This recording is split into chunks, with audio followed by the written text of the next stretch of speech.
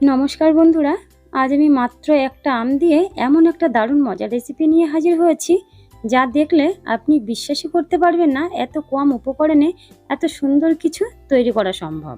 বাড়িতে থাকা সামান্য সুজি, দুধ আর একটা আম দিয়েই বানিয়ে ফেলতে পারবেন নরম, স্পঞ্জি আর ভীষণ সুস্বাদু এই রেসিপি। ওভেন লাগবে না, বেশি খরচও হবে না, আর স্বাদ হবে একেবারে অসাধারণ। তাই ভিডিওটা একদম শেষ পর্যন্ত দেখুন, কারণ আজকের এই সহজ রেসিপিটি একবার দেখলেই আপনারও বানাতে ইচ্ছে করবে। রেসিপিটি বানানোর জন্য এখানে আমি একটা আমকে এইভাবে ছোট ছোট টুকরো করে কেটে নিয়েছি। এবার একটা বাটির মধ্যে 1 কাপ পরিমাণ সুজি নিয়ে নিচ্ছি। সুজিটাকে আগে একটু চালনির সাহায্যে ভালোভাবে চেলে নিচ্ছি।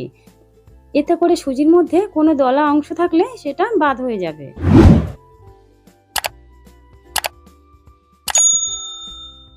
সুজিটাকে এইরকমভাবে ভালোভাবে চেলে নিয়েছি। এবার এর মধ্যে দিয়ে দিচ্ছি সামান্য পরিমাণ লবণ, আর দিয়ে দিচ্ছি 2 চামচ মতন চিনি। এই রেসিপিটা একটু মিষ্টি মিষ্টি হলে খেতে বেশি ভালো লাগে। আর দিয়ে দিচ্ছি ময়দা। আমি এই রেসিপিটা খুবই নরম তুলতুলে আর স্পঞ্জি বানাতে চাই, তার জন্য বেশি না 4 চামচ মতন ময়দা দিয়ে দিচ্ছি। এবার দিয়ে দিচ্ছি দুধ। দুধটা একবারে দেব না, অল্প অল্প করে দেব, যাতে করে ব্যাটারটা বেশি পাতলা না হয়ে যায়।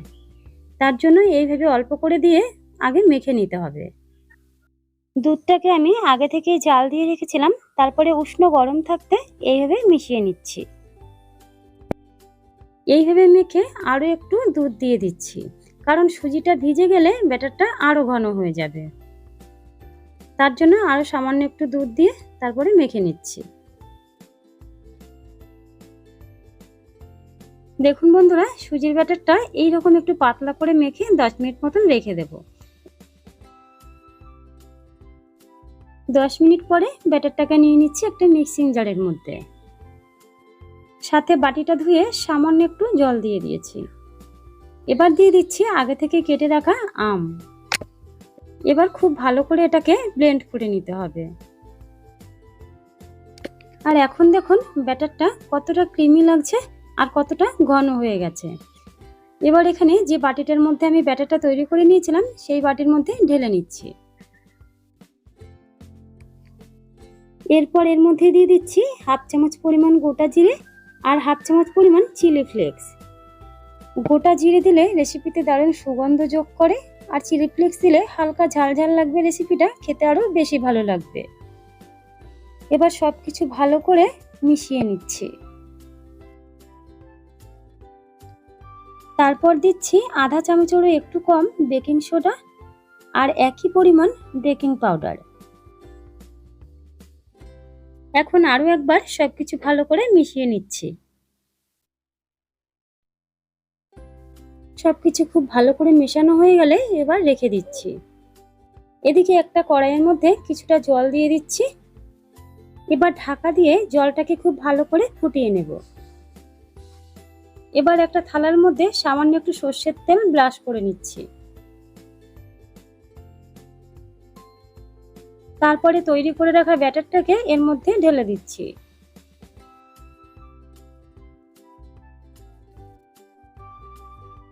এদিকে জলটা ফুটে গেলে ঢাকাটা খুলে নিচ্ছি। তারপরে এর মধ্যে একটা ছোট স্ট্যান্ড বসিয়ে দিচ্ছি।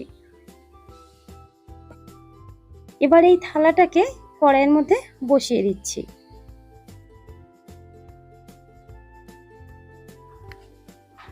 তারপরে ঢাকা দিয়ে দিচ্ছি।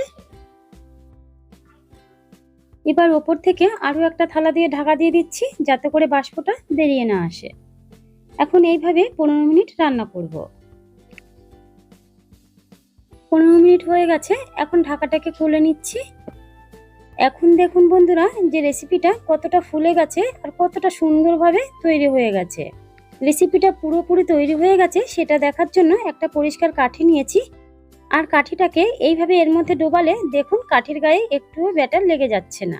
এইভাবে বুঝবো যে আমাদের রেসিপিটা পুরোপুরিভাবে তৈরি হয়ে গেছে। আর দেখুন হাত দিলে হাতের মধ্যেও লেগে যাচ্ছে না, আর রেসিপিটা কতটা নরম তুলতুলে ও স্পঞ্জি তৈরি হয়েছে। এখন ওপর থেকে দিয়ে দিচ্ছি সামান্য একটু লঙ্কার গুঁড়ো, আর যে বাটিটার মধ্যে একটু চিলি ফ্লেক্স লেগেছিল সেই চিলি ফ্লেক্সটুকু এর মধ্যে দিয়ে দিয়েছি। তারপরে নামিয়ে রেসিপিটাকে খুব ভালোভাবে ঠান্ডা করে নিয়েছি। এবার চাকুর সাহায্যে এইভাবে তুলে নিচ্ছি। যেহেতু থালার মধ্যে আমি একটু তেল মাখিয়ে নিয়েছি, তাই রেসিপিটা খুব সহজেই উঠে আসবে। এখন দেখুন কত সুন্দরভাবে উঠে গেছে। এবার মাঝখান থেকে কেটে নিচ্ছি। এইভাবে ছোট ছোট পিস করে কেটে এখন পরিবেশন করব। দেখতেই পেলেন বন্ধুরা যে কত সহজেই কম উপকরণে এই রেসিপিটি তৈরি করে নেওয়া যায়, আর কতটা নরম তুলতুলে ও স্পঞ্জি তৈরি হয়েছে। একদম কম উপকরণে আর কম সময়ে এই রেসিপিটা একবার বানিয়ে দেখুন, ভাবতেই পারবেন না যে এত সহজে এত সুস্বাদু একটা রেসিপি তৈরি করে নেওয়া যায়। তো বন্ধুরা, আজকের মতন এই পর্যন্তই। আবারও দেখা হচ্ছে নতুন কোনো রেসিপি নিয়ে। ধন্যবাদ।